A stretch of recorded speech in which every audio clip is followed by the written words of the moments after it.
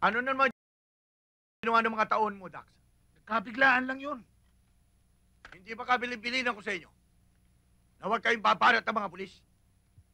Naintindihan niyo ba ako? Tinutukan ho kami. Kami naman ang mayayari kung di kami kikilos. Kung hindi ba naman kayo sa dinami-dami ng lugar, doon pa sa harap ng shopping mall kayo nagtrabaho.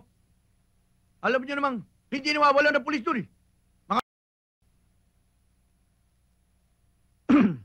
Daniel, pwede naman gawa ng paraan yan eh. Itulak natin ng pyesa-pyesa. Total, mga bagong auto naman yun nandyan eh.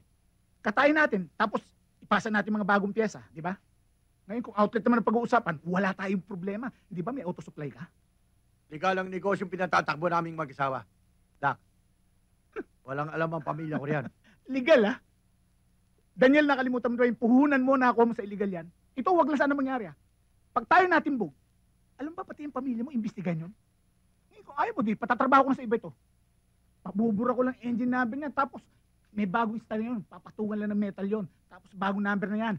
Kahit i-acid test nila, hindi nila malalaman tinamper yun. Pag-aagawan sa Mindanao yan.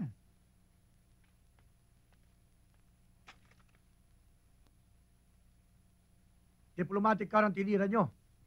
Tiyak na natin, bilhin na tayo yan. Puro ginawa ng mga tauhan mo. Tiyak na pinakilos na ng mga otoridad ang kanilang mga informer para malaman kung sino ang yumari sa kanilang mga kasamahan. Mag-iwalay muna tayo. Akala mong mabuti ang mga tauhan, Dak. Ayoko nang mahuli dyan. Anong gagawin natin sa nagtambak na kahon dyan?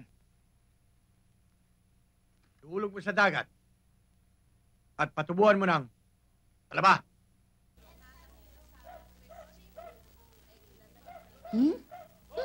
Kadeng!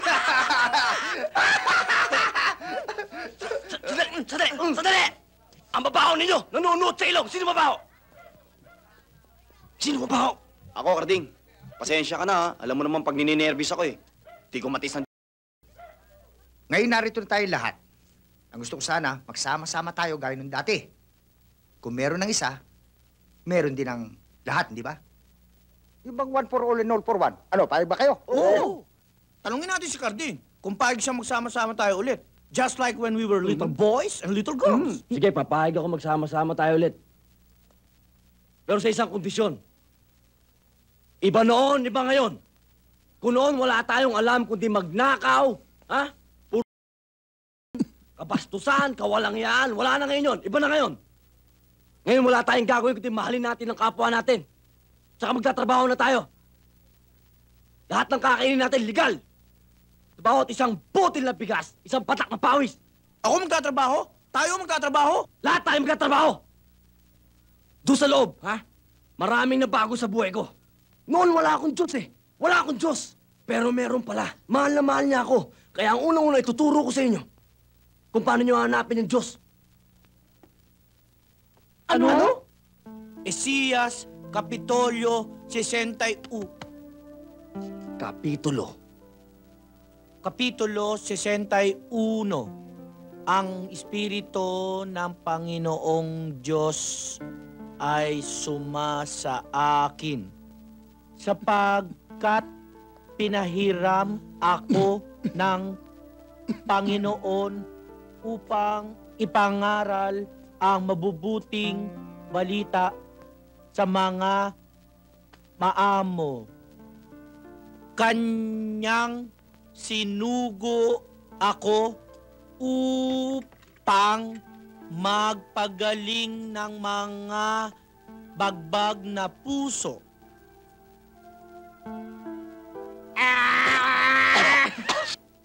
Magbasa! Ayoko! Magbasa ka! Ayoko nga eh! Magbabasa ka o hindi? Hindi! Magbabasa ka o hindi? Hindi nga eh! Bakit hindi? Eh, hindi nga ako marunong magbasa. Ano? May reklamo ka pa ba? May angal ka pa?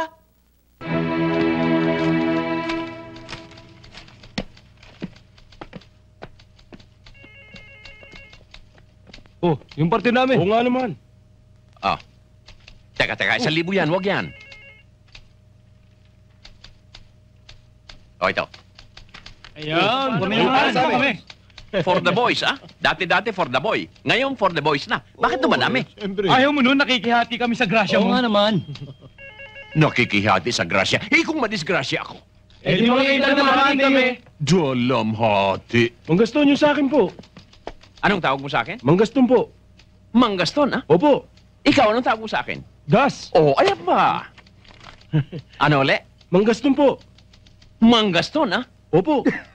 Tanggalan kita ng manggas dyan, nakita mo. Manggaston. Ba't nagalit sa akin yun? Tawagin mo ba namang manggaston eh? Kumagalang lang naman ako eh. Wala to. Hey! Hep, hep! Hep, hep! Happy birthday, Badong! Salamat, salamat. Sige lang, uminom lang kayo ng uminom. Ating tuklab ngayon. Walang makakapasok dito.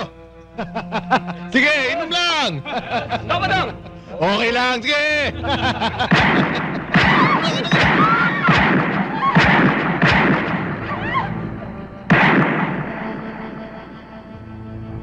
Happy birthday, Badong.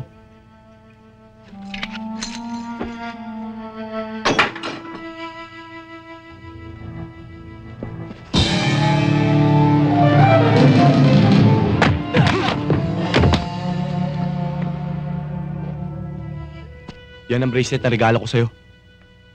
Siya nga pala, presyo lang naman ang ulo mo ang kailangan ko. Pero kapag kumilos ka na masama, pati buhay mo kukunin ko.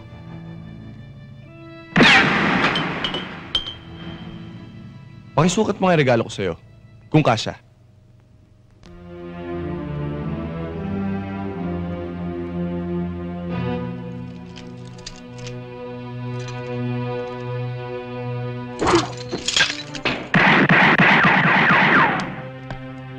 Salbahe ka, ha?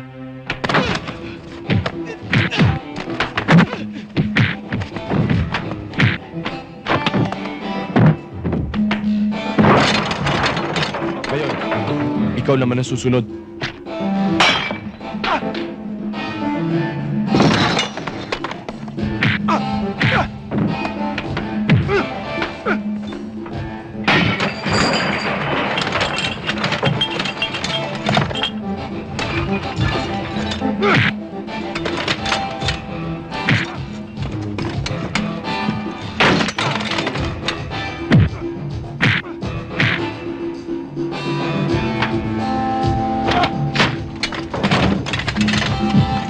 $50,000 lang naman ang presyo mo eh.